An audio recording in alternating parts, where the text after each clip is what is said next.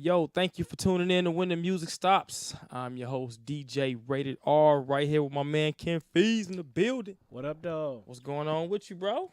Same old, same old. Yeah, man, it's been a Living minute. life. Hey, he said living life, man. That's what it's about, man. Living life and you know what I'm saying, getting out here and exploring and seeing what else is out here for us to to Enjoying offer. yourself. Yeah, straight up, man. So what's been new with you? What's been going on? Same old, same old. I know we both recently checked out the Cincinnati Music Fest. Yeah, man, Cincinnati Music Festival. Shout out to Cincinnati for hosting such a great event. Oh yeah, every I try year. to get down there every year. So no, I know I went to the concerts, but you did something extra. What was you getting into? I know you was on the boat. Ah, yeah, man. Yacht parties and things. Yeah, man. Little yacht party I did. Well, first of all, what's dope is, shout out to, what I'm saying, your wife and her sorority who actually put my name in the bucket. The SG Rose. The SG Rose, man. Shout out to y'all who put my name in the bucket to be a DJ for a party planner. That way. Lady named Miss Sharon, her and my man Chi-Town Riot. Shout out to y'all. They put together these parties, and they rented out this boat and got people to come on through and have a good time. And they needed a DJ, and just blessed to be picked for that opportunity. And I came on through. We got it in Friday. Friday, it was like a huge St. Louis crowd. A lot of people from the Lou. Shout out to y'all. Got a lot of love from them, and I went through. I did my thing. I represented for Indiana. I had a Naptown shirt on, man. Indiana shirt. Cause I've been down in Nap for a little while. Just want to represent the whole state though, and did my thing. Yeah, I did my thing with them. And then Saturday, it was a bunch of people who came through from Chicago. So yeah, man, they represent. Yeah, they was down there heavy. Ooh, I'm gonna tell you, Chi-Town be representing. Yeah, they was down. They was in Cincinnati heavy. So it was in the concert pretty heavy too. I mean, they shouted them out a couple times at the concert, and it felt like the whole stadium was Chi-Town, although we was in Cincinnati. The whole stadium rocked. Yep. But either way it go, it was a good time. You know what I'm saying? So yeah, I went to the concert Friday and Saturday, and the big name acts were Mary J. Blige was Friday. Usher was on Saturday. Of course, there's other acts like Kim, BBD, Fantasia. I'm probably forgetting some other people. Yeah, a lot of great acts though. Yeah. If y'all, for those who just tuning in, shout out to y'all, everybody. I see you. What is good? Yo. Hey, we talking about the Cincinnati Music Festival, and it was a dope event. Oh yeah, Kim, good time. What you think about your boy Kim, man? He came through and he popped up with a new look. He's like, oh, is that Kim? Because I mean, Kim is usually there. Like I've been probably the last maybe 4 to 5 years, maybe 4 years. But he's usually there every year. Usually does a good job. You can appreciate it because he up there really singing. You know what I'm saying? You can tell that he's singing versus when you see like some award shows and things like that. Somebody out there lip singing, you be like, come on, man. Yeah. I didn't pay good money. Or you go to some concerts and you like, I don't know if they're really singing up there. Like it adds an extra something to it when like, okay, so-and-so is really singing up there. This ain't no track they just humming over and hitting certain points. Like they really singing up there. So yeah, I think he did a good job. You know what I'm saying? My cousin said he was on too long, you know what I'm saying? But I like the music, but it's like it's good music, but he was on for a little minute, but I think he did his thing. You know what I'm saying? I enjoyed him. All right, what you know about the technical difficulty he kept facing though? He did face a few technical difficulties. I mean, but for the time frame he was on for a little minute. For the time frame he was on and the technical difficulties, he hit that little pocket of technical difficulties. You can still give him a bypass, but you can still see he was still up there singing. It wasn't like he hit technical difficulties, like he stopped singing and then the track still blaring. None of that was going on. It's like the mics was going out. Yeah, the mics and everything. But he's still up there doing his thing. So whoever was in the first 2 to 3 rows, they probably still heard him up there. But yeah, he had some technical difficulties, but like I say, he's still doing his thing. He's still tearing it down. You know what I'm saying? Through. The crowd was still feeling him. Yeah, man. Kim, he shocked me when he came out. Folks had a beard. He had hair growing all around. I'm like, man, is that Kim? Is that the same singer? But yeah, I thought he was up there a little bit too long. He did his thing, though. BBD was up there. The night I saw him, BBD did their thing. I see they on a little run, man. They got they movie popped off this year. They going on tour, I think, with New Edition, and they've been doing this in the 90s tour You know what I'm saying? With SWV and other little groups. So BBD did his thing. I do feel sorry for Ricky Bell. You know what I'm saying? I do feel like, Ronnie and Michael Bivens was up there just to look good. Just to say like all three of us showed up from BBD. Ricky did all the singing. He was up there out of breath. I could tell he was tired. Like, hey, man, I need one of y'all to take over these vocals. But shout out to Rick for carrying the group on the vocal tip, man. They performed all the hits. They even did some new songs that nobody really even knew. But, hold on, brother. Cool out with that new joints. Yeah. Cool out with them new joints. What up, Paula? I see you. What's good, Paula? It's almost like, you know what I'm saying? Like, I've seen them when it's like New Edition. Yeah. I want to say it was last year or maybe the year before last. New Edition was there. And New Edition killed. They even had Bobby. They killed it, and then they hit you with a little BBD. That's like the ultimate joint. Mm-hmm. When it was just BBD, it was cool because of course you got those signature cuts. Yeah. Of course, Poison. You know what I'm saying? But of course, the New Edition with a little break off of BBD is better. But yeah, I appreciate it though. You know what I'm saying? They was good to go. They did what they could do. Mary was killing it though. Mary laid down on the stage, you know what I'm saying? Like Mary sung her heart out, you know what I'm saying? Hit you on some personal notes. Talked a little bit about your boy Kendo hitting up for that check. And she like, man, I had this bread before I got with this dude. Mm-hmm. What's the business? Yeah. So, Mary. It's an interesting concept, you know what I'm saying? So but yeah, she laid it all out there. She was killing it. She also was really singing, you know what I'm saying? You could really tell she wasn't just up there gyrating around, moving around and halfway, opening up her mouth. She was really singing. She was belting out those notes. So I can respect that, Yeah. And if she wasn't coming here a week after that I just saw her, I would go see her again. So you go check her out. I would go check her out again if she gave me another week. You know what I'm saying?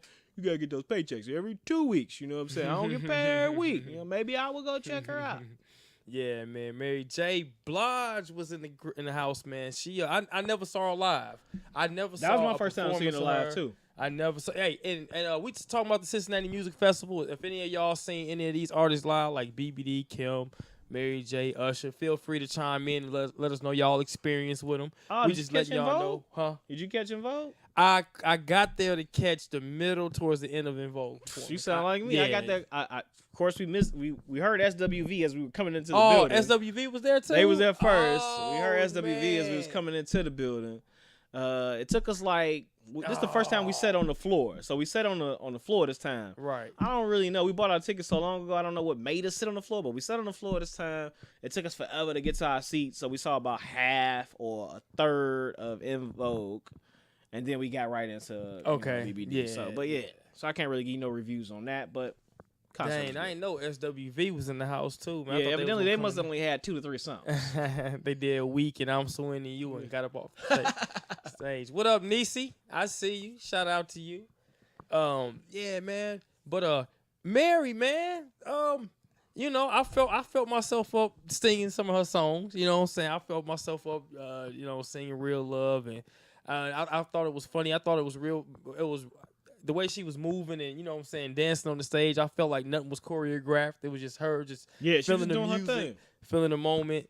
It was a good show. I just think it's kind of cool, man, to experience some of these artists, man, while they still alive. I think like a lot of people be looking back at Michael Jackson, looking back at Prince, like, man, I wish I would have been able to see a show while they're here. So I just think like the Cincinnati Music Festival is a cool opportunity to view these artists live, you know what I'm saying? And the ones that do come out and give you a live performance and don't be singing over a track or something like that. So I think that's cool. I feel like this year they took it like up a notch, you know what I'm saying? Like, so the previous years they always have great performers, but I feel like the Mary J and the Usher for Saturday night was like the next tier. I don't know if they didn't like popped into the festival tier, or the festival tier, festival level took it up a notch. Yeah, it was like, we're gonna grab so and so and so. Yeah, we need to cut the check. You know what I'm saying? But definitely a good joint. Because I know like last year they had Charlie Wilson as one of the headlining acts. Charlie Wilson is usually there. I'm not sure if he's ever headlined. I mean, of course, his name's on the Billboard, but I'm not. I don't think he's ever been the last person to do his show. But I mean, he's been good though, so I can't really knock it though. But the Cincinnati Music Festival is usually pretty good. I haven't had any issues with checking them out. But yeah, it's a good time, you know what I'm saying. And then I know And I know, so you said as far as the boat party you did, prior to the music festival, that was more so. You said St. Louis was on Friday night, and then was it more so? You said Chicago was more Saturday night, right? Yo, I'm back, back in the tack. Yeah, man. Yeah, what it was, there was just two different parties that were set up. There was a group on Friday that wanted to get it in, and they was going to the festival, and they was like, man, we need a boat. You know what I'm saying? We need somewhere to party at on Friday for a day party. And, my man Chi-Town Riot, shout out to you. Some good people from Chicago. They got this planning service where they bring people on through to Cincinnati. Set it up. And GNS Cincy, Grown and Sexy Cincy is what they hashtag. And they had people come on through, and we got it in. And, man, them gigs be a little nerve-wracking because you partying. I was partying with people from the West Coast. They was from Cali, Oakland. You know what I'm saying? It was some folks from St. Louis. It was somebody on there from Germany. It was somebody on there it was some people from Wisconsin. It was a couple of Chicago people on there too. So you had all different areas of the U.S. on there, man. So I got it in. I got it in with that good blend to get the whole crowd together. Yeah, man. I went from Nelly to some Too Short on over to some. I was all around, man. I was all in the shower with some Kales and Twister, Do or Die, Crucial Conflict. So I mean, it's all about working that crowd. So yeah, man. Shout out to them for booking me for that. And I went through and got it in. Got it in on both days. So I'll be going back next year, and because of them, I'll be going back possibly year after year, man, and be one of the official DJs for that cruise. Official yacht party DJ. Yeah, man, yacht party DJ. So just trying to move on up. But I left Saturday though. I didn't get a chance to see my man Usher in action. You ain't checking him out, man. I want to know what was the feeling like when Usher was up in the building. Yo, you know what I'm saying? It was a good vibe. Thanks for the shout out, Nisi. Thank you. I appreciate a good vibe. that. So my man Benny, I see you. So everything was cool Saturday night. Trying to think of who I was there Saturday night. I know definitely Fantasia, definitely Usher. She did her thing. Fantasia? Oh yeah, Fantasia always do her thing. She's been there the last a few years. She always shut it down. This year it was kind of short, probably because Usher was on the back end of it. But yeah, she did her thing. You know what I'm saying? She usually go a little longer, but I mean, like I said, this year Usher was there, so they might have cut her time a little bit. But she killed it while she was there. She did her thing. She took you to church real quick. You know what I'm saying? You already know. Got off the stage. It was a good vibe. She went up there too long or nothing like that. It was nah. But we wanted more of her. You know what I'm saying? But so yeah, she got in and got out. You know what I'm saying? And then Usher came up there. He did his thing. You know what I'm saying? I know he got a lot of controversy going on about him, but we're gonna get into that a little later. But he did his thing. I mean, the crowd was there for him. I mean, the people who were probably of an older age, they rolled. Some of them was just chilling for a second. Some of them rolled out. Some of them stayed to the end, but maybe they had danced too hard. They wasn't out their seats at the particular point. But yeah, he did his thing. He brought out Lil Jon. Lil Jon was in the building? Lil Jon was in the building. Hey, so, Lil Jon came through. They did. I wasn't really expecting to get a twofer. Okay. But yeah, so you got a Lil Jon moment. Yeah. You know what I'm saying? He was, kind of like DJ for him a little bit. That was tight. And Usher went in the back, did a little whatever outfit change. Yeah. John did his thing out there for a little second, and then boom, you know what I'm saying? Usher came back. So he shut it down. Did he address anything? I think he kind of addressed things subliminally. Whatever. You get the point. Subliminally. Yeah. So I think he kind of addressed it because his jacket he had on had a target on the back. I would assume, that could be a conspiracy that's his way of addressing things. You know what I'm saying? He ain't come out and say, hey, y'all, I ain't got herpes. Of course he ain't come out and say, he's like, man, y'all came to see a show. I'm going to give you the show. Okay. Hey, he gave you the show. You know what I'm saying? What can you do? Right. So, yeah, he shut it down. And another thing about that, on both nights, Mary night and the Usher night, like when you get to the headliner, the closer, when people still there hanging out and you don't get out your seat, like it's just like a few people here and there, you don't get out your seat, I'll be like, why you still here? Right. Like, this is the last act. You should go ahead and get up out of here. You know what I'm saying? Still just sitting down. Like, why you still sit? If you ain't feeling this or you don't want to support this last artist, then you probably should cut out. You know what I'm saying? But that was just a little sidebar. But yeah, he shut it down. Mary shut it down. Cincinnati Fest was top notch. That's what's up. So you'll go back next year. Every year you going back? Yeah, I've been going for like the last, I don't know how long it's been. It's either been 4 or 5 years, one or the other. But yeah, so yeah, I mean, it's like etched in stone, pretty much. It's one of those things like, oh no, that's Music Fest weekend. I ain't gonna be able to make it. Mm-hmm. Hey, what? You got that sketched out like. Oh, what, you getting married there. that weekend? I'm not gonna be able to make it. I wish you my best. What up? What up, Auntie? Auntie Marguerite tuning in all the way from New York. I see you. Yo, New what York, up, everybody? East Coast. What's good, y'all? Big Mo tuning in. What's good? I see you, Killer. Dirt Detectives. What up, dog? Yes. Make sure y'all hit us up, man. Car cleaning, carpet cleaning, or grass cutting, lawn care. We do it all. Dirt Detectives. Auto reconditioning, floor care, and lawn care. But little quick commercial for y'all real quick. But as we move on, man, we was talking about my man Usher. And this podcast, man, the title of this podcast, man, is Real Men Stand Up. One real guy that just tuned in, my man Killer Mo. He's one real guy who I can speak for. You know what I'm saying? My man Fees, Chill. I know a lot of real men out there, man. But, you know, it's been a lot of news going on lately, man. It's been a lot of news going on with a lot of guys that we look up to. You know, I'm not gonna really say too much for R. Kelly because he's been in some stuff previously that we've always been raising the eyebrow to. But you know, Usher and Bobby Valentino, you know, they're two R&B singers. You know what I'm saying? They have this persona, this sexual persona about themselves, and they're using, it's like, you know, outside the music, their life is being portrayed in a total opposite way from what they sing about. You know, that's the dynamic in this. And it's almost like, you know, do you hear Usher's music different? You know, did this affect you? I know me personally, it didn't. I'm just throwing a question out there, like, yeah, like this kind of how you vibe. Like yeah. I say, like I mean, Saturday, even with Kales, was the vibe different with you with Usher on Saturday? I saw Kales prior to this most recent thing. Mm-hmm. Who we want to hit on first? We want to hit on Usher. Or we want to hit on Kales. You hit on let's do Kales. All right, we're gonna roll in the Kales. So of course everybody know Kales got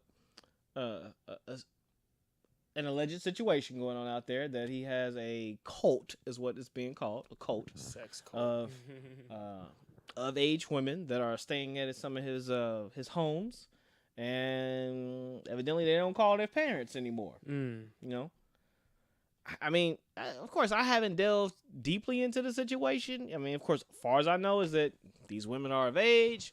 Their parents say, hey, yeah, go live with Kales, get your career started, from my understanding. They with it. And they haven't called home in a while, so now it's a problem. The one lady that was on the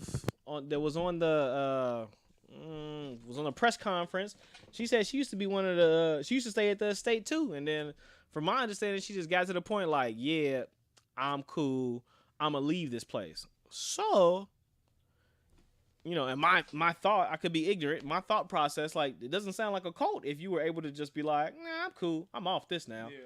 I'm never going to be a singer or whatever I'm being promised. If I'm being promised anything hasn't come true, I'm going to go ahead and leave now. Right. So it's like, yeah.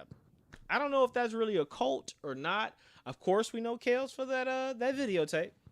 I mean, he got over on the Kales with the videotape. I mean, everybody was like, all right. They turned the blind eye. Yeah, he beat the court case and was like, all right, hey, when that next joint dropping though? Okay. So we turned a blind eye to that. Like, now we have some women that are of age, and you know, their parents have claimed that they are, I guess, being held in a cult-like setting. You know, yeah. And I think of cult, I think of like people that are unaware, people that aren't able to make their own decisions, or people who have like, I've chosen to follow this ideology and belief, regardless of what else is going on. And I mean, I don't know what you think about that. I mean, if you are an adult and you say, this is what I'm rocking with, I ain't trying to go back home. Is it then the problem of the person you're following, or is it just like, or is it Kel's problem that, so to say, these women are choosing to follow whatever he says, if that's the case, allegedly, and not go home or not call home? Is it his issue? I mean, because the one lady said like, yeah, I just, you know, decided this wasn't for me one day, my interpretation, and decided I was gonna leave. So it didn't sound like she was being held under her will. Right. Sidebar, probably shouldn't say this, but sidebar. I don't really know. She didn't really look like she would have been in the Kale's coat. But anyway, so we neither here nor there. Sidebar. Anyway, neither here nor there. But what do you think about that? Is that if you had people just want to hang out at your house all the time, a chill spot, right? A chill spot, right? Like, no matter what, I want to hang out at Rated R's crib. Rated R's always playing good music. Let's go. I want to chill over here every day. It's going down. We just dumbing this situation down, right? And then their parents say, my 20-year-old and my 22-year-old should not be over Rated R's house listening to music all the time. They never call me when they're at Rated R's house. I have a problem with that. It's a cult. Is that your fault? Or is it like, you got to get a hold of your kid or your adult child, still your child, and, make them see the light that you want them to see. Right. Who's at fault at that particular point? All right, who's at fault? I don't have the answer to that. But I'm just saying. Man, that's a great question, man. Shout out to everybody tuning in. James, my man, I see you. He just got married recently. Shout out to you and your wife, man. Yo, I up, DJ'd man? this wedding. What's going on with you? I see my boss, Dorothy, tuning in. What's going on, Miss Dorothy? She hired me at my first big gig when I was like 15 years old, working in the nursing home. So shout out to you. And, yeah, man. Spoonie he said it. They'll never say nothing about Hugh. Yeah, that's a good point. That's where I was going. Spoonie always coming in and chiming in and taking one of our points or something like that. But I appreciate you being a faithful watcher. What's going on, Miss Melanie? I see you. But yeah, man, Raven, she got a lot of good points too. I see you out there. And if for y'all don't know, listening on RatedRradio.net, I'm tune in to Facebook. Live. I'm going live right now. Ron Adams is the name on there. Make sure y'all check me out on Facebook or at Ken Fees. He's on there too on Facebook live. Yeah. Check us out. But yeah, man, I think a lot of times, man, when it comes to African American, hey, hold on, my man Vince just tuned in. Shout out to you, my man Vince, all the way in Charlotte, North Carolina, tuning in. He just checking in from everywhere. Yeah, okay. Man, he just got a couple of shirts done from me. Own to be owned. That's the movement. So, hey, they on their way to you, my man. I appreciate your support and all that good stuff. But, yeah, man, I just feel like a lot of times, like, they demonize, man, sexual things when it comes to black people, man. And I don't want to say demonize it, but like you said, if somebody just want to come through my crib and just hang out, they was like, man, I want to learn the DJ culture, and I just want to stay up under Rated R and suck all that up from him. You know what I'm saying? I want to get everything from him. And I'm like, okay, well, you stay here for a couple of weeks. I'll take care of your expenses. Woo.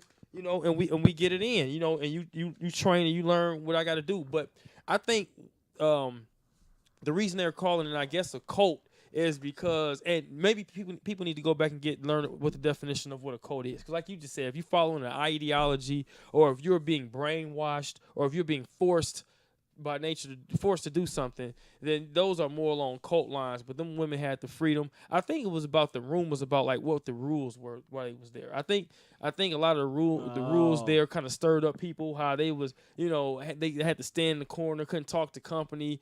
They had to cut their phones and stuff off. They had to cut off all access to the world. Access to the parents and things like that. Yeah, so I think that was the cult-like nature they started to put towards it. Because I heard the Playboy Hugh Hefner argument over and over, and I mean it's true. They don't demonize the Playboy Mansion like that. They don't talk and call his spot a cult where women willingly go and hold going on forever. I don't know. I mean, of course, I'm not as old enough to know if the Playboy Mansion ever came under attack. Right. But I mean, not to current day, to my mind, I'm not following it. But I mean, I don't recall it ever going under attack, and I'm not sure how many people were vocal about this older gentleman with these 18 and older women. So it's like, it's kind of a double standard. I mean, granted, in life there's going to be double standards. But it sure is. Hey, I appreciate the compliments, y'all. What's going on, Miss Melanie Wright? Her and my man Jesse, a.k.a. Money. Shout out to y'all. I did they wedding as well. DJ, they spot. So I appreciate y'all tuning in. So Mr. and Mrs. Wright. Yeah, what up, man. dog? Hey, marriage is in the air, man. That's what it is, man. The 2016, 15s, 17s, man. We getting married. We locking it down. And we doing it the right way, fellas. That's why I said real men stand up. That's what this podcast is about. We talking about your boy Kales. So with this situation, do you think there will ever be able to be a black Playboy spot? You know what I'm saying? Do you think this is this will ever be able to be done by African American, a guy who can get a bunch of women together and, you know, allow them to pose nude and live how they want. I mean, it probably already goes on. Who knows? But I think this is on the level of a Playboy Mansion. Yeah, on the level of a Playboy Mansion. Not current day. I mean, it probably had to be some 40, 50 years down the line when, you know what I'm saying, you know, when we stop being, you know, killed upon, you know, walking to and from the store, you know what I'm saying, when you can have some particular Playboy Mansion and, you know, everybody's okay with it. Yep. So, yeah, I don't see that in my lifetime. But, yep. you know, Paula just said, nope, he'll be labeled as a pimp. And you're right. They glorify, she said they glorify and glamorize your boy Hugh Hefner. He got a statue in the wax museum. You know, like he's done something, you know, super duper important. And he's done nothing all his life but exploit women. But, hey, you know, R. Kelly or somebody like that do it and we pimps. Good point. So it's just, like you said, it's the, what's the word term for it? Double standard, my man. Yeah, you said that. And then with Usher, I heard a lot of people chiming in talking about with Usher, man, they just separate the personal life from the music. You know, I've always separated because I think we've come up in a time frame where we didn't know the personal life of the artist, so it was always just the music. Always, yeah. Now, currently in the last, you know, maybe 5 or, you know, social media age, you start to learn more about the personal life. And I mean, I'm of the age that I ain't really checking for your personal life. Like, I'd rather not know as much about you. You know what I'm saying? You know, of course, you do some interviews. Not know. I want to know some behind the scenes of your music, how some things was made. If there was an issue that came to light, I want to hear something about that. But I don't really care about your day to day. I mean, I don't hold a musician on a pedestal of like, you better than me because you play an instrument or you can rhyme some words together. Like, I like the words you rhyme together on top of that beat. Yes, that's great, but I don't think you know better than me. So, and that's not in an arrogant way. It's just like, hey, you still a man or a woman. You gonna make mistakes. It is what it is. Yep. And I ain't really checking for your personal life. You're not my friend. I know that. You're not my friend. Now, my friend, I may hold you at a higher standard. But Joe Schmo, who make good music, nah, I'm just listening to the music. I don't have no other expectations. I ain't holding you to. I'm not having no expectations. Yeah, to you know what I'm saying. Yeah. Now there may be some things that cross the line. I'm like, all right, man, you went too damn far. You know, where you might be like, all right, I can't really turn a blind eye to that. And there's other things. It's like, I don't know. I'm trying to think, man. Like, as a DJ, is there an artist that I don't play because of a belief or because of a reason? Shout out to Risha. I see you tuning in. What up, wifey? Yo, what up, though? What up, Akira? I see you tuning in. What's happening? What up? Yeah, man. Truly blessed. Entrepreneurs. I see y'all out there. We growing. I don't know, man. We've always separated. 'Cause I mean, like, you know, if you want to go and start picking people apart, you know, I have to take out James Brown out of my, you know, he was notorious for. You have to take out a lot of people. A lot of people have to take out for that were before the social media age. Like, before it was cool to display your whole life. You know what I'm saying? They probably was doing some wild things. You know what I'm saying? That you didn't know about. You know what I'm saying? You were still some of these people I need to get an autograph. You know what I'm saying? But once you find out the backstory, you're like, damn. Maybe I don't need that autograph, but I still want to hear that music. You know what I'm saying? I'm still some of that craziness is what helped develop the music that you like. I mean, my wife and I always talk about like how like some music is your jam, but it ain't got nothing to do with your life. You know what I'm saying? Whatever sometimes like what they talking about on the song ain't got nothing to do with your life, but it sound good, the beat sound good, so you dance to it. That don't mean that's. You can judge me by it, but that's not the expression of Rick me. Ross is an example of that. Like when he came out with "Every Day I'm Hustling," you know what I'm saying? I mean, we took that and applied it to whatever we was doing. You applied it to your regular hustle. Yeah, like, you knew what he was talking about, but we applied. So yeah, a lot of it to your regular hustle. You know what I'm saying? That was a little flip on that thing. Yeah. Yeah. So yeah, man, I you know, I was a little shocked. You know what I'm saying? With hearing about the allegations and the things with Usher, it was kind of like, oh man, Usher. Like, you know, with him singing about, like, you know, sex and things so much and so constant, you just hate when, you know, this stuff come out and it's like, dang, man, you was out there, you know, you was out there bad, bro. You was throwing salt in the game. You know what I'm saying? That's a little bad. You should have been making people aware. You know what I'm saying? You shouldn't have just been messing around, or whatever it is when you got that type of condition, bro. You just should have been that condition. Yeah, that condition. Allegedly. Allegedly. I mean, I feel like with the whole Usher, speculations and things like that, it's like, I mean, you got to take it back to the step of like, I'm pretty sure he had to catch the L from somebody. It wasn't like he was just like ate the wrong foods and he caught an L. You know what I'm saying? So he caught the L from somebody, and who knows? Maybe it was somebody he was really feeling. You know what I'm saying? That he he didn't double bag it on. Who knows? I don't know what caused this issue. You know what I'm saying? That's all I want to say is like he had caught into a compromising position, but once you realize, I didn't read all into the stories, and of course they was flying past. You know what I'm saying? They said he, allegedly was oozing. You know what I'm saying? I don't know what these things do. You know what I'm saying? But if something ain't right, then you probably should have full disclosure. I know they got those. Now you see those commercials and things on TV, and they have people that's like, oh yeah, it's cool. I don't have a outbreak right now. It's good to go. Mm-hmm. We good. That ain't how I would live my life. Yeah. Like, oh, you don't have an outbreak, but you be having outbreaks. Unfortunately, I'm not interested in risking it. You know what I'm saying? But, if so, some people may be. So you should just, as hard as it may be, to disclose what you got going on. And man, you know what's even ugly in all of this? Shout out my man Vince said Usher is human with the same frailties as the rest of us, though. And that is so true. But if you got that issue, you know what I'm saying? You can't be just running around like I'm human and passing off that human nature. You got to go ahead and be like, hey, I'm human. I caught an L. Is this okay with you? I mean, I don't know what conversations. You only hear what the media tell you, and media can set things up to be a certain way. So I wouldn't pass any judgment. But at the same time, if Bae Girl is saying like, fam told me he was good, then it's like, that wasn't cool. But if she saw some signs that he wasn't good, then she got to be held accountable too, to be like, you saw signs. Like, you saw signs. You saw something dripping, or you saw something odd. Like, come on, man. And, I think we need to take this situation. Hey, shout out to everybody tuning in. We got all 12 watchers right now in the room. If y'all can hit the share button, hit the like button. All the real men stand up. My man Vince, I see you. Demetrius just tuned in. Ashley, Nicole, what's happening?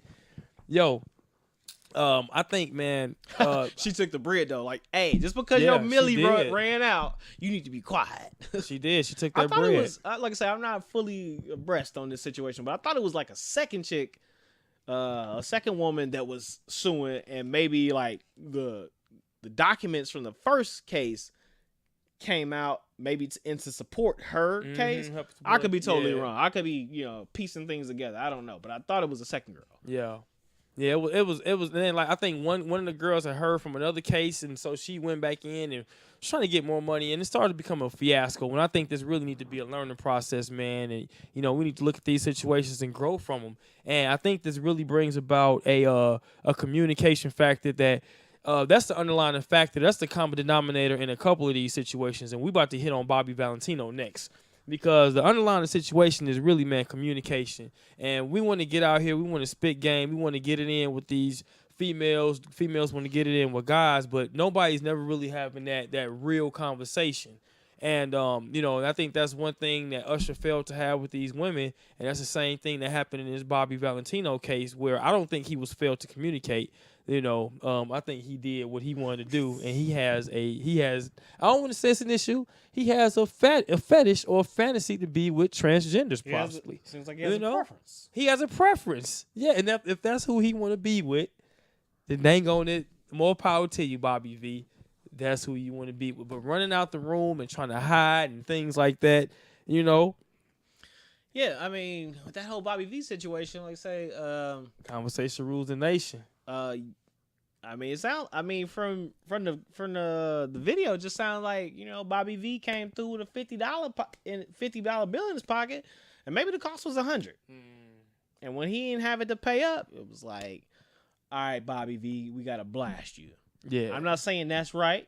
Maybe Bobby V was gonna run to the ATM, get that other 50, He said, and pay up. We got to blast. But maybe that's the route that the person took in order to, like, hey, I don't believe you coming back with that other $50, Bobby V. Why are you packing up your stuff so swiftly? Oh, so you think he was like, let me go get it or something like that? I mean, because face value, way the video showed up, it was more like, pay me the rest of my money. You know what I'm saying? And who knows what happened before the cameras broke out and, the flash came on. Who really knows? But it kind of came on. It gave me the impression of like, hey, you ain't trying to pay up. You pay up, I'm going to give you your shoes and your keys back. You know what I'm saying? And he didn't want to be caught on camera. So even also with that situation, later on a video popped up. It was like Bobby V and Scrappy and some other people in the video, you know what I'm saying? Look real suspect. And Scrappy, well, it looked like they were just like maybe like listening to music, I'm not really the person of I'm hanging out, I don't even have Snapchat.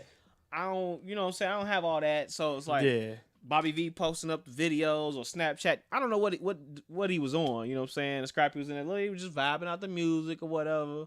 And then so Scrap came, he did like a little rebuttal like, hey, I don't know what Buddy up to, but when you saw me in the room with him and those other ladies, like, them was ladies. Right. He was like, I don't know what his preferences are, but that's not my preferences. He was kind of distancing. So he's like, look, I just did music with him a couple times. Right. So I don't know if Bobby V got too much support in this situation right here. Dave Mallon, shout out Dave. I see you tuning in. One of my old RAs at the dorms in IUPUI. Happy birthday to you, my man. Yeah. But yeah, I mean, that's all I can really say about Bobby V. I mean, like, probably, the way the situation looks is if he paid the funds. Now, whether he's saying he was extorted. Yeah, man. Whatever, I mean, who knows? Man, whatever. Who knows? Man. Extorted? You could have been extorted. He might have found a nice person to hook up with, and then, so he says, they realized who he was, and they wanted some money from him. You know what I'm saying? Who knows? I can't judge it, but from one way or the other. But the video tells, I hate that extortion according to the crap. video, he didn't turn around and say like, "Hey, nah, I don't owe you no money. You lied or blah blah blah. This wasn't for pay." I mean, he probably just dipped out because the voice on the video sounded like the voice of a man. And then, I thought I saw another video where this transvestite was filming with him, and he had turned around. And and put his hood on his head. I did see like another video. I don't know if that was him. For right. I never saw him in that video. Yeah, but yeah. To be honest, I never saw him, like, his face in any of the videos. But the fact that he addressed it, so I'm like, that must be him. That was you know what I'm saying? They called your name. You addressing the video. You saying it was a different situation. Must have been him. So do you think, hey, Raven, thanks for the topic. We're gonna definitely hit on Lil Boosie in just a moment. But I don't wanna veer off from what we on real quick, because your boy Lil Duval made some real, he made some real controversial comments about being willing to kill a transgender if he was ever catfished. I wouldn't say catfish, because that's really what it is at the end of the day. When they don't tell you what it is and it's really something else, he said he would be willing to kill him. And so, do you think he was justified in saying those comments? And what would your reaction be if you ran past or was in the situation? So I think the situation is with Lil Duval. It's like, how many times, in the common word now, we say in our culture, but in the culture, how many times have you ever said like, man, I killed so and so? I'm gonna kill, murder blah, that. blah. Yeah. You could get murked or whatever the case is. Yeah. Like, I don't take that seriously from anybody or everybody who says it. I feel like if you said it, then it couldn't be serious. Because where I'm from, if you said it, then that means you wasn't gonna do it. If it's done, then you ain't never gonna talk about it. So I didn't take him seriously, but of course, it was taken seriously. Like, oh, he said he would kill so and so. If he was fooled by a transgender and later on found out. I mean, my question to that is more so like, not saying that I didn't think he would kill somebody. That ain't the vibe that I really got from when he said that. I thought it was like, man, it was more like, I'm gonna be pissed off. I'm gonna be to the ultimate level. Yeah. But I didn't get the vibe like I'm gonna kill the transgender person. I feel like that, it should be some full disclosure, just as Usher should disclose. Allegedly, if Usher or anyone allegedly has a disease, Usher had an issue. if you got an issue, then prior to intercourse, you should provide full disclosure. Yeah, man. If you out at dinner and you feel like it's gonna lead to some intercourse, then you should provide full disclosure. You know what I'm saying? Right as that check come. Well, maybe not right as the check come, but after the check, you walk into the car, you should provide full disclosure. Like, this looks like it's going to the next level. Let me tell you what's really going on. Or maybe even when you first get together. I mean, I don't know if transgenders would feel like that's intruding upon their personal information, personal health information, things like that. But I feel like there should be some disclosure prior to any bodily fluids exchanging, whether that be from a kiss or intercourse. There should be some disclosure prior to. Yeah, man. Because one idea or thought that I heard on that, the reason why there should be just some disclosure, these incidents and these transgender changings are happening a lot earlier in life. Oh yeah, what I'm saying. So it's no longer like 30-year-olds doing it. It's like they doing it in their 20s or what, as early as they possibly can. They doing early as teens and prior to teens. Come on, man. So imagine a little 18-year-old boy who used to be a boy turned to a girl, and then he meet up with another 18, 19-year-old who may be looking to have kids later on in life. You know what I'm saying? They get with this transgender, and then it's like, they thinking they can have kids with this woman, and then it's like they trying to have kids, and it's not happening, and or vice versa. Or vice versa with this man who was not able to produce. It's not occurring. But yeah, it just didn't say nothing. And so I think it's important for those reasons, for personal reasons like that, to disclose. Man, I get mad when I go to dang on McDonald's or Burger King, and it's the wrong thing in my bag. You know what I'm saying? So I can't imagine, with a girl, and it's the wrong thing in the bag. I'm like, hold on, what? You know what I'm saying? It's a psyche. I heard an argument this morning where they were saying, well, if you like the breast and you like the butt on it, why does it matter if she used to be a dude? It's the psyche. It's the principle. You know what I'm saying? It's everything to a man. It's manhood, period. We do not want to be involved with no other man, period. Those who are in the heterosexual community, and we stand firm on that. You know what I'm saying? The same way no woman want to be cheated on. All my women out there, y'all don't want to be cheated on. Y'all tell a man, let me know up front if you dealing with somebody else. Give me the option to choose if I want to be bothered with you or not. That's the same way I feel when it comes to dealing with a transgender. Give me the option. But if you think about it, going back to what you said, like how women want to know, like, hey, if you ain't really only with me, let me know. I want to know all up front. Yeah, that's what she is telling these dudes, or the women are telling men. And when those men become, decide that now they are going to be women, them same principles are still with them. Like, I don't have to tell you nothing. That could be the same principle carrying over. I said that earlier, bro. I said aspect. The same principles be over. Like I ain't, keep it on the low, or he don't need to know, or if he asks, because a lot of guys do have a don't ask, don't tell policy. You know what I'm saying? Things like that. So you right. It could be the same principles. What I'm saying, carrying it over. I'd imagine. So Ashley just said if a transgender thinks it's going to lead to a relationship, then yes. If they just dating, if it's just casual dating, and they don't think it's going to lead to nothing else, then maybe they don't have to worry about saying nothing. I don't know. Casual dating. A lot of things can occur in casual dating. You know what I'm saying? If it's casual, my opinion, everybody's free to their own opinion. My opinion is before any bodily fluids transfer, there should be a discussion. Okay. You know what I'm saying? If he or she leans in for the kiss, and you got a secret to tell, in my opinion, you should be like, listen, we need to talk about some things. Yeah, we need to. And of course, like we said earlier, of course, I don't think murder or killing someone is the answer. Never the answer. But I think that when you don't tell someone, there's going to be some consequences. Not saying that, of course, not saying murder is correct. Yeah.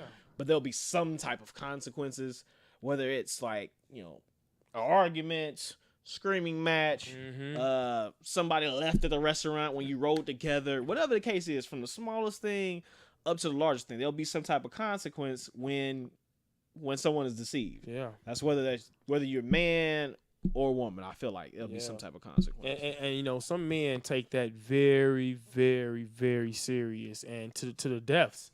You know, they don't want to be hit on by another man. And I don't even think it's about being homophobic. I think it's just about the defense of manhood. We just always in the defensive mode when it just comes to being a man. We fighting every day with certain things, fighting here, fighting there, and you know we don't want nothing. That's all we got. We all men. A lot of times, all us men got is our manhood, our word, and our balls, like they say. All I got is my balls and my word. Yeah, straight up. You know, and you know, you take them one thing in my dignity. You try to take anything like that away from. It can get violent, you know. So again, I'm not promoting or condoning any of that or whatnot. It's just that community needs to understand where we come from when it comes to that situation of being catfished or being deceived, and you know, just let us know. You know, we got much love for that community. And Harv and Heron, what's good, Harv? What's going on? Shout out to you down south tuning in, IUPUI alum. But yeah, man. So. Moving on from Lil Duval comments and whatnot, definitely shouldn't be killing nobody. You know what I'm saying? Yeah, I don't think he was going. I don't think he meant it. I don't think he meant it. But yo, man, Ricky Rose. Hey, first of all, I think the Breakfast Club is a spot for everybody to come to and just say like the most off the wall stuff so it can go viral. I think they have become that platform. I think they just get loose up in there. Yeah. Like, they be chilling, you know what I'm saying? They feel like you're in good company. Yeah, you know? man.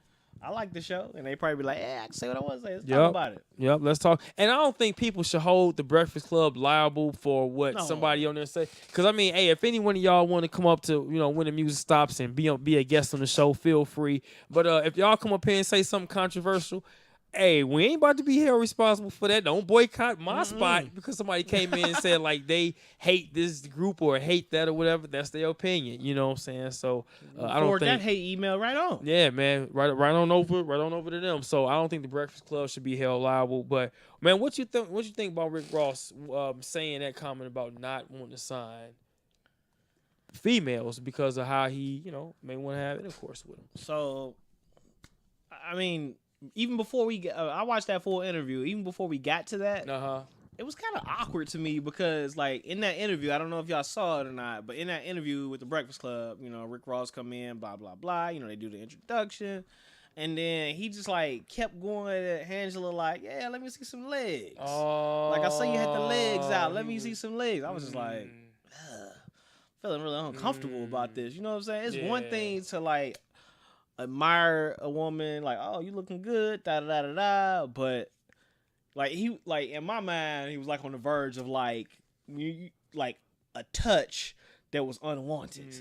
But anyway, he kept going at it like throughout the interview, like, oh, you gonna put the legs out, you know what I'm saying, da da da da. You know what I'm saying?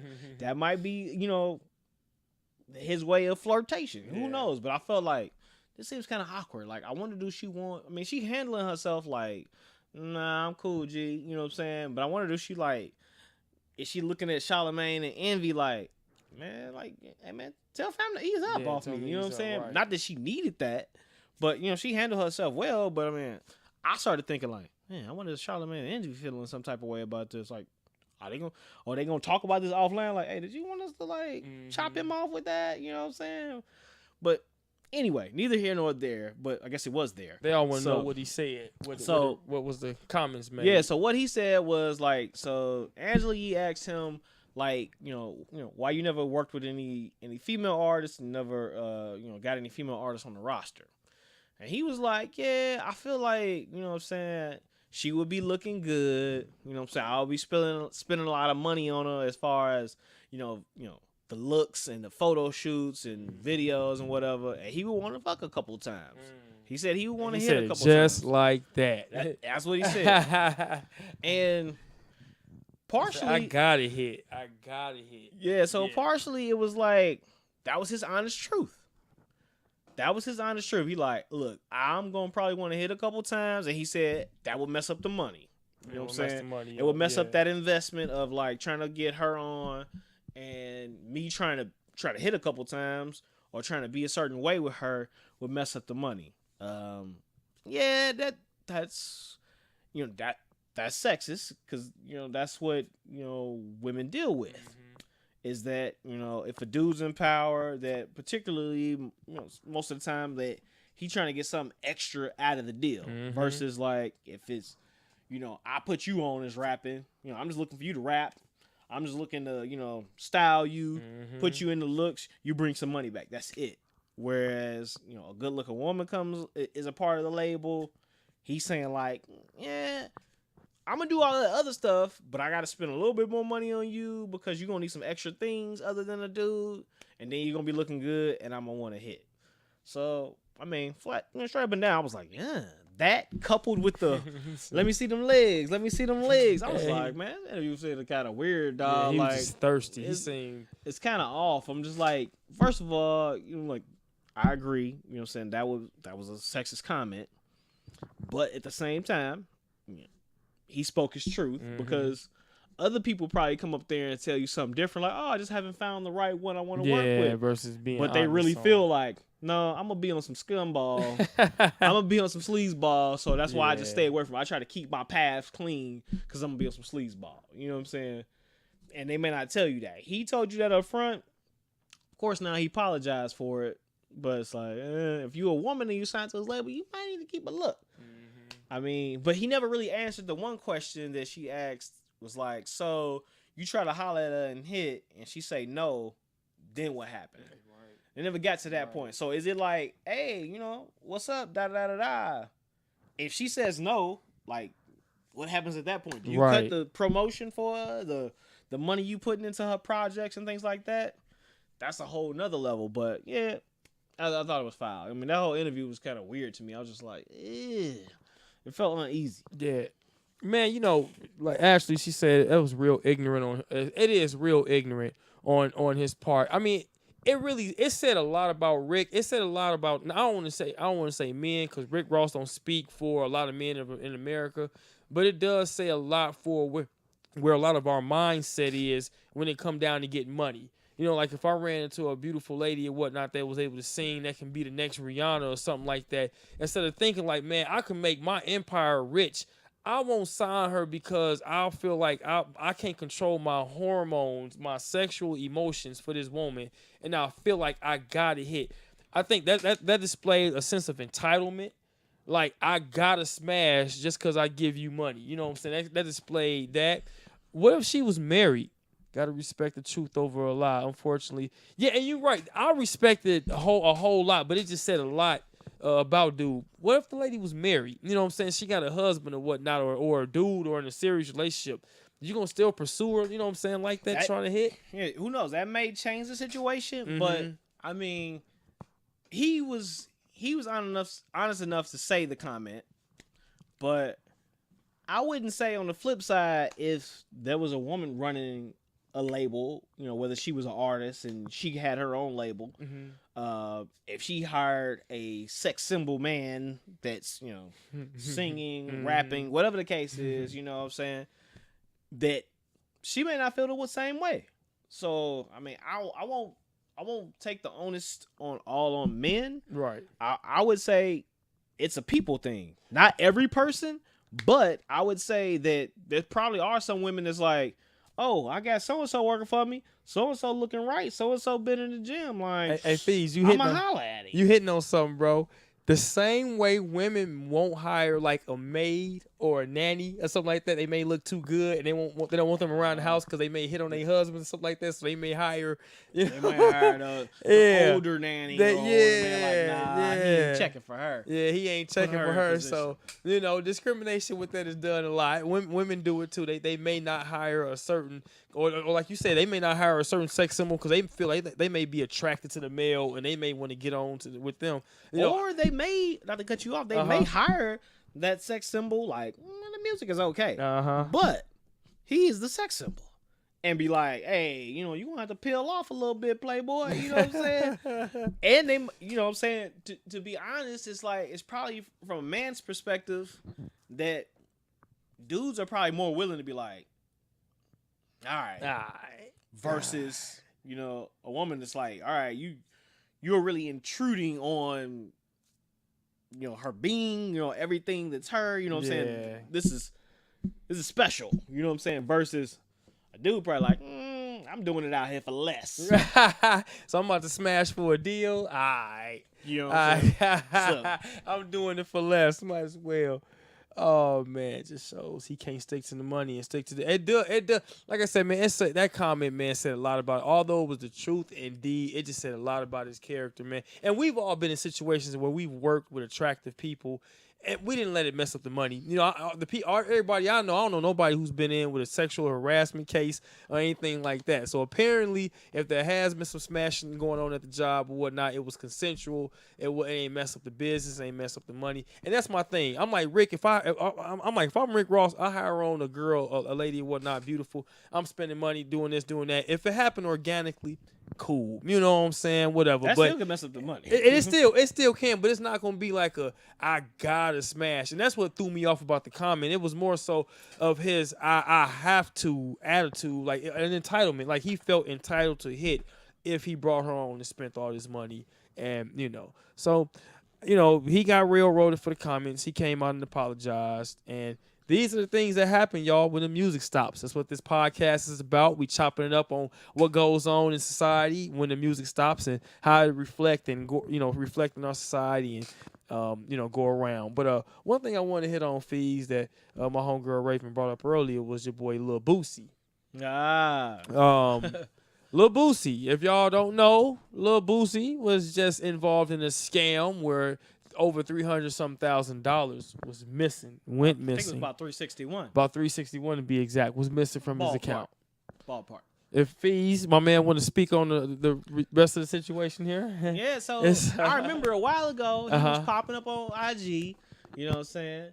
He was like, I can't think of the bank. He was like, somebody scammed Bank of America. He's like, somebody scammed my account. They got me for some bread. You know what I'm saying? Over 300,000. You know what I'm saying? And they ain't trying to get my money back. First things first.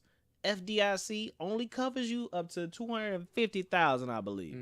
So anything over 250,000 in that account is open for scam. We're gonna move on from that, but look, that's the rules. So he like, they ain't trying to help me out, So I guess eventually they like, all right, he put our name out here, got us looking bad. We're gonna open an investigation and see what happened.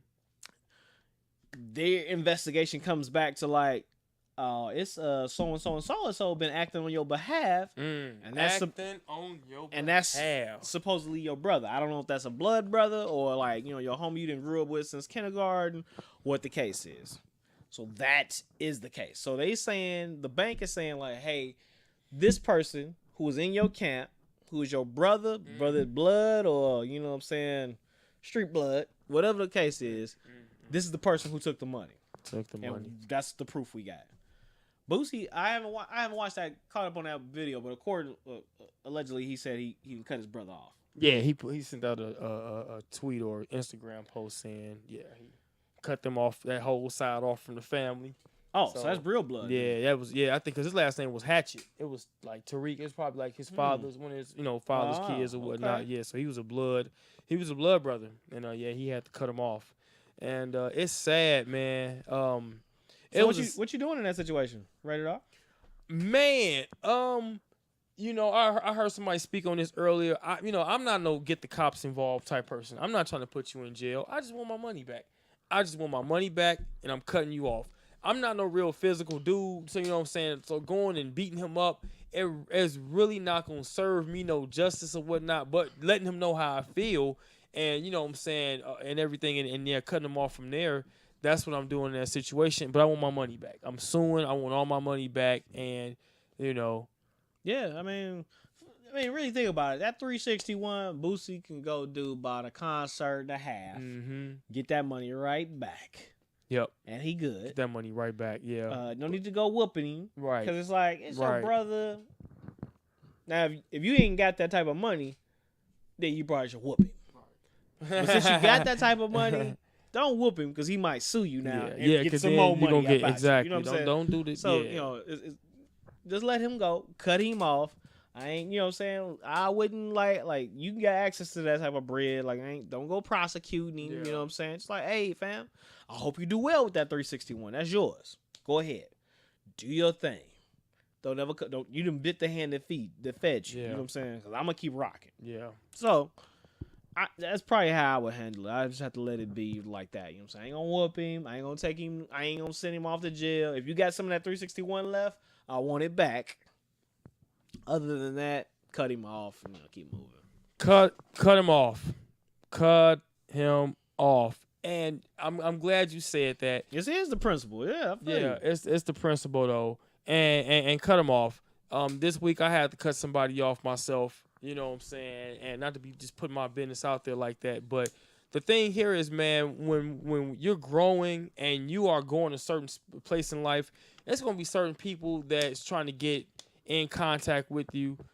What's good, moms? I see you, Miss Victoria, tuning in all the way from GI 219 in the house. What's up? But when you're trying to grow and you're trying to do big things and whatnot, man, it's going to be people that come to you and they're going to pretend like they trying to help you out or they trying to look out for you or things like that. But I'm just realizing, man, you can't receive help from everybody and you can't let everybody in your circle for doing business with and things like that. And this situation kind of like, I can relate to it. I wasn't stolen from, but it's just I was dealing with somebody this week in which I was trying to sell some shirts or whatnot to, and they was trying to dictate to me what they were willing to pay for a shirt or whatnot, and you know I felt disrespect. I felt disrespected because I'm like, man, you wouldn't go. And then he told me that he can go over to Hector and get the same thing done for a cheaper price than what I was going to charge him or whatnot. Well, that's okay. And he compared me. First of all, he insulted me or whatnot, and it was just like, man, I thought we was better than this, so I had to cut him off. I mean, that was just something as simple. It was some words, so I can't even imagine money. And he owed me money, and he owed me a few dollars from a previous order, so that's why I really had to cut him off.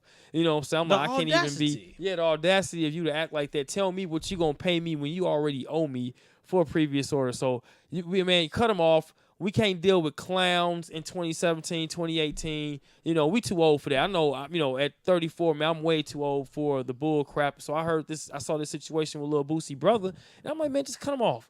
You know, like you gonna make that 300,000 like 5-10 times over, bro. It ain't even worth going to fight him or, you know what I'm saying, getting in more legal trouble. Just cut him off. Same in my situation. I wasn't arguing with dude no more. Just cut him off. Hey, you know, go do business with whoever. And that's just a nod to all my business owners out there, man, and people that's moving on, you know, and trying to do big things in life, man. You know, you in a relationship, you doing good. You know, you got a homie or a home girl that really ain't about it. I ain't saying cut them off, but keep them limited to what go on in the relationship, because they'll try to spread salt in the game, just like they used to do. Just like the saying used to go back in the day, man. Sprinkle salt in your situation and turn it sour. So, yeah, man, cut them off. That's what I would do in this situation. Yeah, man. Anything else you want to add on that? Because I want to. I'm all about cutting them off. Yeah. You know what I'm saying? Yeah. That's what I'm all about. I've been about that all my life. Yo, shout out to my man Hart just tuning in. One guy would never cut off, man. Yo, Hizzle. Since 01. My brother from another mother. Yes. People know you. They never want to pay. I hate when a friend or family member asks me to make them something because I give them a price. They always want to ask about a discount. Man, come on. The thing here is, and Ashley, shout out to you, Miss Ashley Nicole, a very, very brilliant, intelligent young black queen. You know, one thing of advice I can give to you is keep your price, set your price, and keep it going. You know, people are going to try to negotiate with you and try to, how much is it?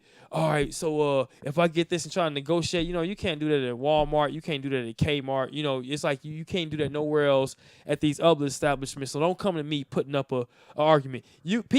Ashley, your family need to be coming to you saying, how much is it? How about I give you an extra few dollars on it to help your business grow? That's the mindset that we need to get in, man. We need to be in a, we'll go to we'll go eat at Olive Garden or Red Lobster or whatever and tip the waiters. You know what I'm saying? Why don't we tip at our businesses and things like that, man? Look out for them because they trying to make it. You don't have the capital that these other retailers and stuff have. You know what I'm saying? To give discounts and stuff like that. So when people come at you like that, talking about want a discount, man, just shut them down. And if you lose them as a customer, you ain't need them in the first place. That's my thing. And move forward. Cut them off.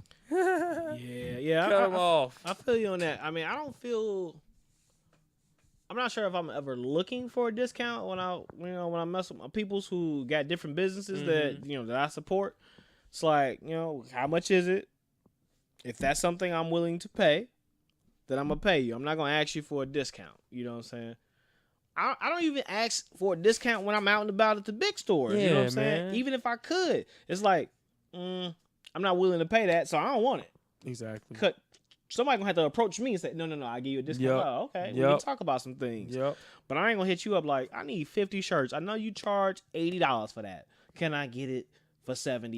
You know what I'm saying? If you offer me the $75, I'm like, all right, cool. But I ain't gonna hit you up about it like, hey man, yeah, man. Get that discount, cuz. Like, look, am I supporting you or not? Now don't get me wrong.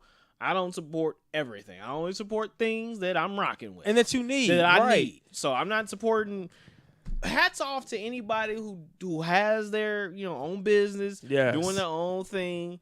But if you're creating, let's say, paint, and I just painted my house, I ain't buying a gallon of paint because I don't need paint. I don't need no paint. Hey, I don't need no paint. I support you, but I ain't buying a gallon of paint because I don't need paint. But if I need a shirt, I need some carpet clean, I'm gonna holler at my peoples first. You know what I'm saying? I need some body work. You know what I'm saying? I'm gonna holler at the people I know first. Like, hey, what's up?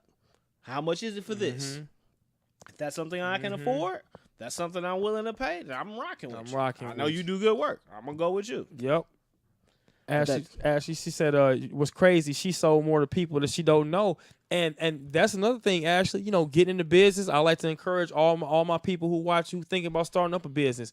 Leave out friends and family as people who are going to support you, unless you are doing something that they can utilize and use. Other than that, you got to X them out and think about that as an extra resource. You got to target the people who you don't know, people who don't know you, because yes, they will be your biggest they'll be your biggest fans. And yeah, bro, like you said, man, I think when we do think about doing business, do something that can be used, that can be utilized in the neighborhood or whatnot, and which you will be getting, in which you will get support from, and you will thrive. Like you said, we're not going to just support and be buying stuff from places that you ain't got no use for. I'm not a hoarder. You know what I'm saying? Yeah, not a hoarder. If anything, I'm gonna throw it away. Like, I ain't use this in 2 months. It's gotta go. And then you not about to come at me asking. Like, the thing here is, I'm like, okay, I do t-shirts and I do music. If you need a DJ, if you feel like your party needs live music, they got. I'm well aware they got iPads, they got all kind of stuff out there to play music for you, generate. They got Pandora. Ain't the same, dog. But if you need the live guy there and somebody that's live to do it, hit me up. Now, if I tell you X amount of dollars and you like, oh man, what about, so I'm like, well, apparently you don't need my services then. You don't need a DJ there. You know what I'm saying? Same with shirts. If you come at me about getting a shirt and it's all like these different colors and this and this and that, and I'm telling you all right, it'll be X amount. You like, man, that's a little bit much. Well, you don't need this then, man. This isn't the location for this ain't, you. yeah, man, just don't need, and I'm not mad if you don't rock with me. Right. You just don't freaking need it. I think we run into that, let me think what I'm trying to say. I think we run into also is entitlement in that just because you're doing something or just because you need something doesn't mean somebody has to meet you in the middle or give you a 60-40 deal. You know what I'm saying? It's just like, in my personal opinion, you know what I'm saying? I'm pretty sure this is me on my own, and not on my own, but this isn't the mainstream idea. I feel like nobody really owes you anything. You know what I'm saying? Life. Yeah. Like, from start to go. Like, your moms didn't owe you the 9 months in her belly. She had a choice. Your dad, whether he was around or not, he didn't owe you to stay there and teach you things. Preach. And be a part of the family. He didn't owe you that. That was the right thing to do, the moral thing to do. But Is he bound there? Does he owe you that? Not really. When you get out in the world, you know, say you make a friend or two, do they owe you something? Nope. You start a business, you know what I'm saying? You making whatever, you know what I'm saying? Nobody owes you anything. So it's up to you to set the stage of like, this is what I have. This is what it can bring to you. This is what I can offer you. And that person or people make that decision to say, you know what? I like that. Or, you know what? I don't like it, but I rock with so-and-so. I want to support one time. Or I really like that. I'm going to keep supporting. You know what I'm saying? Nobody really owes you anything. So when people get off into the tangents of like, oh, so-and-so didn't do what I thought they was going to do. You supposed to be my friend. You didn't do this. You didn't do that. Nobody owes you anything. Yeah, nobody Now, owes you can feel whatever kind of way you want to feel about it. Yep. You know, that's granted because that's your feelings. You could say like, you know what? I've been doing this for 20 years and so ain't never rock with me. I've been having parties and Ron DJ. I ain't never hit him up for a DJ party. He has the right to feel a type of way like, dang, fam, you ain't hit me up for none of them parties. I couldn't DJ none of your parties. You have the right to feel that way. But at the same time, if that was what I was doing, I don't owe you the spot as the DJ at the party. Sure don't. And I'm never upset when I see a party that's going on and someone else is a DJ of it. You know, I may be looking like, oh man, who rocked that spot? Oh, okay. You know, cool. I'm good. I never get mad or have attitudes or whatnot towards that person. And you're right. I don't feel like people owe me their business. I appreciate it, and I hope that the service that I do provide can be useful to someone. So the same way that I don't expect you to support me, don't expect me to discount that hookup. Yeah, man. But I do it. I look out for a lot of my people, and y'all know it out there. I see my sister Venitra tuning in. I see you. What's going on? And my man, my godson Junior. Shout out to you, my man. What up, yeah, man. So yeah, I just want to touch on that real quick because I want to get into the Black Ink crew, and I don't know if any of y'all watch Black Ink Chicago. I think it's a really, really good reality series. It really shows how not really mixing business and pleasure, but Black Ink shows how bringing in, close-knit people and becoming family within that business is not a good thing. I think in the beginning it was kind of cool, was fun, like they had fun turning up until things started going sour. And it was almost like it went sour once Ryan put his foot down. My man Rhino, speak on it. I feel like with that, so to set it up, the situation is basically Ryan got a tattoo shop, Black Ink tattoo shop. From outside looking in, I don't know what occurred on the back end. He set it up. He had him and his homies. They all was tattooing. They became a family, and they started the shop. Boom. From Ryan's opinion, it sounds like, hey, I got the shop. Yeah. I'm tattooing. Y'all tattooing. Y'all came in. Come on in. Yep. Come on in. Yep. The shop's in my name. Lease in my name. Whatever. Yep. And I think everybody's taking it as a family affair, which is cool, but at the same time, you feel like you're entitled to making decisions and things like that. Okay, question. Van, Cat, Charmaine, and all them came in and helped build that. They helped him build from ground up. According to them.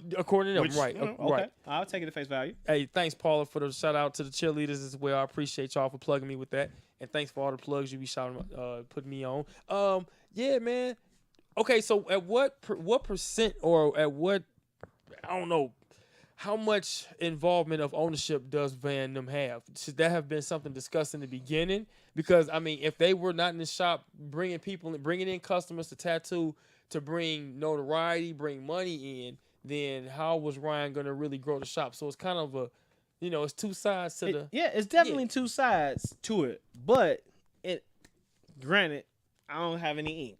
So I'm just imagining how this may work. Yeah. So just think about it. It's like a barbershop. Let's think about it break it down like a barbershop. If you the head barber, you go out, get the building. You know what I'm saying? I'm doing all the leg work. You're doing the leg work. Setting, paying for the chairs, the decor, that falls on you.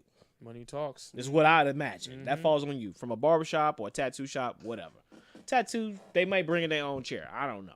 But from a barbershop standpoint, we're going to speak on it like that. If I go out, get the shop, it's in my name, If the booth rent don't come in, it falls on me. I gotta pay it. I gotta set up the decor, whatever the case is. You know what I'm saying? And you come in, you sit down at the chair that I bought for the shop, and you start making money. Right. Granted, your clients that come in are coming for you. They come right. The clients that come in come for me. Right. Now, the whole overarching thing may be popping because there's a lot of people to come here. Mm-hmm.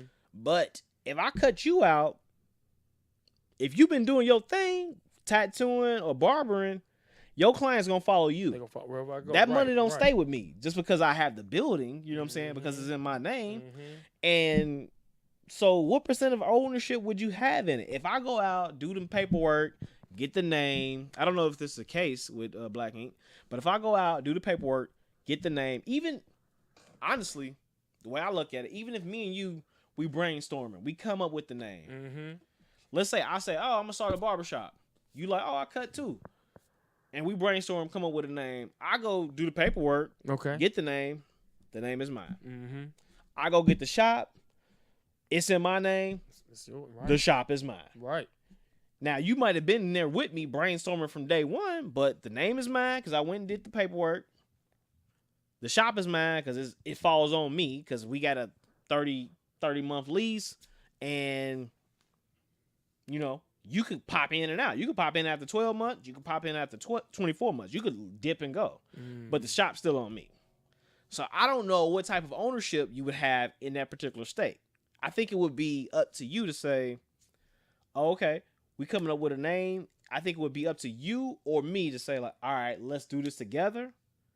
And then we both be on some paperwork. Or it's like, if I go do everything, I mean, because essentially in that case, we came up with the name together. Right. So this is the question then. This brings me to this question. Is it my fault? Because I didn't holler at you like, hey, man, I want my name to be on that lease as well. I want to be more invested. Is it my fault? I just sit back and let you go put the name, get the building. We both came up with the name. We brainstormed the name, but you went forth and said, well, man, I'm about to go ahead and put this in motion and get this thing going.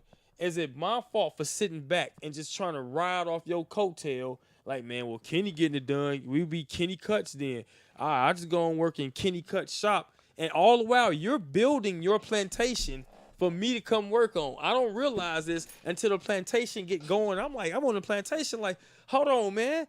I'm bringing these clients in for me. You know, and he going off and getting this done for this shop and getting this done for this shop. And he ain't even asking me no more because now you know what to do.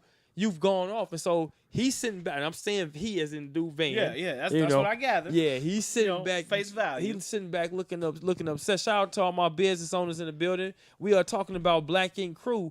And we just talking about Chicago, and we just talking about just the idea of Ryan with his ownership and putting his foot down, and what would y'all do in a situation with him and Van? And I'm just speaking, I'm coming from Van's point of view as being mad. I feel like because I don't have no say so on what you're doing. If what we've speculated here is the case, Ryan came up with the name, or Ryan and Van came up with the name, or all 12 of them came up with the name, and Ryan did the paperwork, got the building, and said, hey, come rock with me. We about to tattoo up in here. All that's Ryan's. You gotta be mad at yourself to be like, hey, I should have told him, like, let's go do this. Let's get the name together.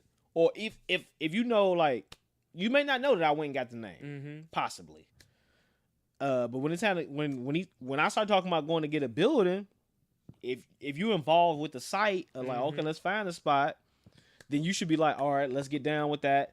You know, let's do the paperwork together. You know what I'm saying? Then it's ours. Then it ain't no dictatorship. Yeah. But if I go get the name, I go get the building, then it's kind of like you still an employee. I mean, that might be your brother, you might be family, but you could fall out with family. But at the same time, if you don't own the name, you don't own the shop, your clients come in for you. So if you up and leave, I'm stuck with the bills. But you can go to the shop next door. Yeah. Your clients, typically your clients should go with you. Now, if they come back into my shop, I'm not turning them away. But your clients typically should go with you. And Paula, she made a good point that this year that Ryan is making boss moves, and moves. if the other party wanted to have more of a leadership role, then he needs to speak up, and that's what I'm saying. I think Van is handling it the wrong way, smashing windows and getting mad, fighting, throwing chips at him and things like that. You know, tearing up the T-shirt when he saw it. I think he should have been like, well, hey, man, I see you got shirts rocking. Let me bring some ideas to the table. Maybe we'll see how we can all start eating from this. You know what I'm saying? I got my gorilla, because I say he be having his little gorilla imprint. Maybe he could throw that out there to start being pushed more. I'm going to let you shine your brand. Yeah, I'm like going to shine mine. Look, the light is on the shop. Totally. On the shop. So the light. So Ryan may own the name, 9 Mag. Mm-hmm. He may own the shop. Well, be the person on the lease for the shop. That may all be his. The responsibility of making the shop look nice and things like that, and paying the people who don't bring in money, like the receptionist and the office manager. That's his responsibility to pay them. Team. You know what I'm saying? So that's his responsibility to pay them. So he can say to his fam, like, hey, if you want to start your own brands up, your own T-shirts and things like that, and you come in here wearing that get you, the light is on the whole shop. You can get you some stuff popping off of that, and then, you know, branch off your other things. I mean, the one dude, 4, like, he rap. Yeah. I wouldn't know he rap. I ain't going to check for him. Right. But I wouldn't know he rapped if he wasn't on the show. So, boom, he taking the show's light and like, all right, I'm going to shine some light on my rap career. Now, just because Van, at this particular point, doesn't have anything to shine any light on that I've noticed, you know what I'm saying? I did notice they held him down while he was in jail that stint, but that's neither here nor there. They held him down, yeah. You know what? You brought up a couple of points that made me think about something. Paula or Ashley just asked, did he have a partnership? And no, they did not have documentation signed. What I realized was, Ryan, the last couple of seasons, Ryan saw how Kat went on and did her thing. And remember what he kept trying to bring everybody together. We all now, man. We all now, He was trying to be family. He was trying to be family. And then he realized, like, everybody growing off making moves and doing this. And he was like, man, I need to tighten up this ship a little bit more, because it's like I'm letting them do whatever they want around here, and they still choosing to leave. So I need to tighten this up so I can be a boss on my end, and if they choose to leave, cool. I'll be cleaning the house of all the negativity and all the people who don't want to be here, and the folks who do want to go off and grow and glow up and do their own thing or whatever. Because I remember, when Kat was doing her stuff, it was like, yeah, man, we supposed to be upstairs all 9 Mag. She moved upstairs and stuff, but she went on off and followed her own dream, and I think that's what your boy Van and the rest of them need to do. You know, they need to grow up and get up out of that shop if they feel like Ryan taking over and being a tyrant or whatever it is. You know what I'm saying? They staying there and want to argue and stuff and bring and destroy and bring down the shop, you know. Yeah. But then at the same time, I wonder, like, how much is this is production? You know what I mean? Yeah.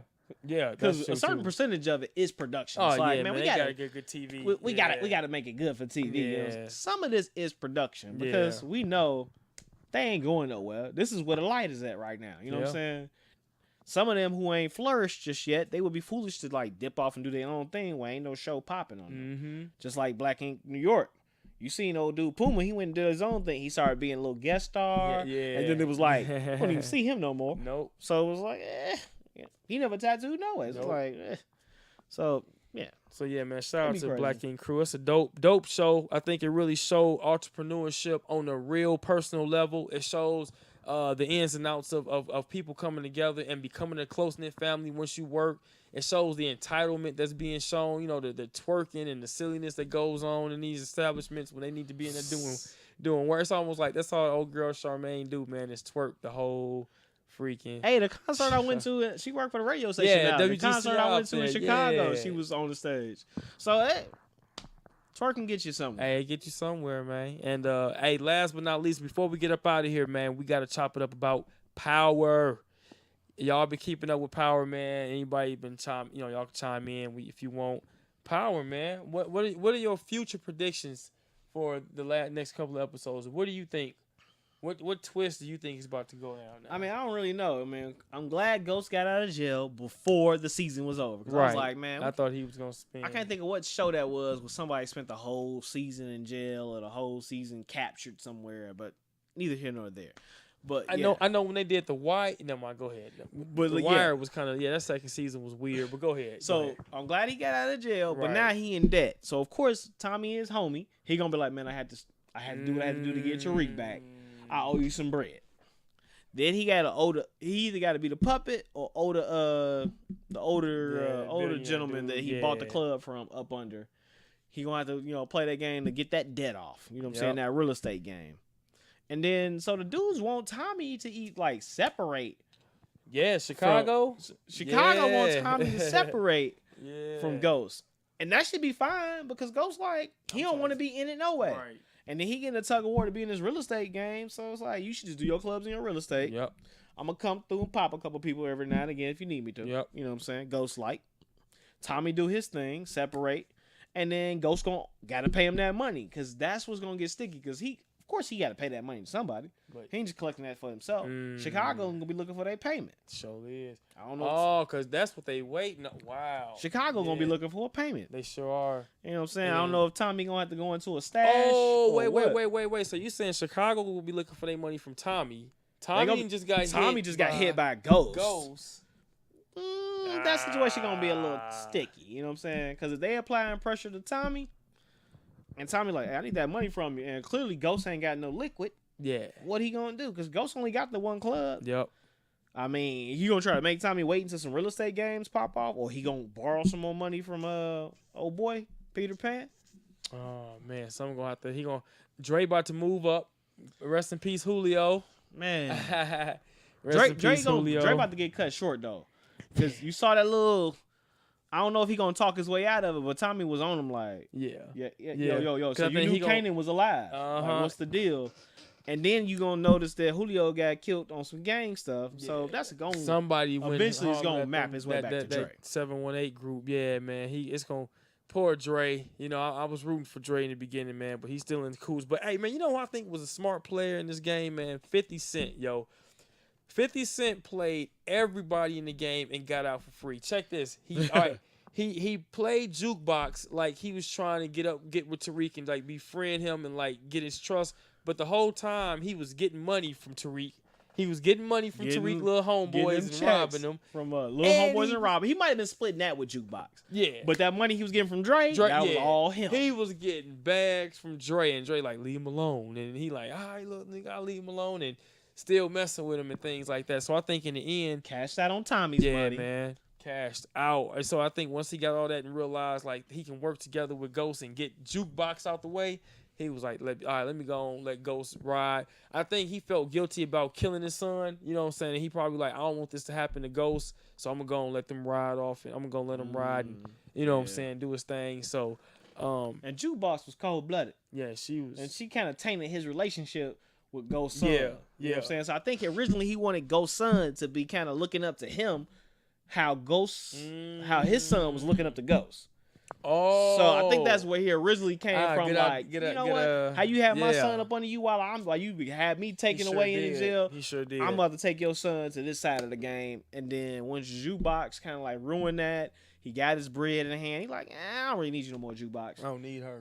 Put 3 in her real quick, and went on about his business. Yeah, they had to get her out of here, but it's getting ugly though. It's getting ugly because I think, like I said, I don't know how Tommy gonna take to Ghost, because like I said, he already been asked to take him out of here because Chicago was couldn't get him out of here completely, and he was I ain't going there. But I wonder how he gonna feel when he come back and realize his money. I wonder how understanding he's gonna be that all his stash is gone, one of his guys is dead.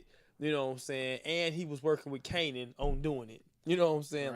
Whoa. I mean, he probably gonna understand that Kanan, he had to get his son. He probably gonna be somewhat understanding, but when the pressure get applied to him, he hey fam, you gonna have to come through with it. And then what happened to Ghost? I might have missed a piece, a connection, but what happened to Ghost Liquid?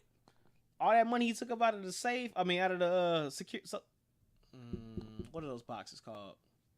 Safety deposit boxes. All the money he took up out of the safety deposit boxes, what did he do with that? Because he only got Truth. I know he was trying to work on another club somewhere else. Yeah, across the street, and then he wound up losing that. He wound up losing out on something. I forgot what he was taking out large amounts of money for some reason though, because he was one. I know he was talking about across the street, but I thought he was talking about in another city too. But I could be fabricating that. When you trying to do something in Miami? That's what I want to say. Like, Yeah. I thought he was trying to do something in Miami. Maybe that's still in works. But man.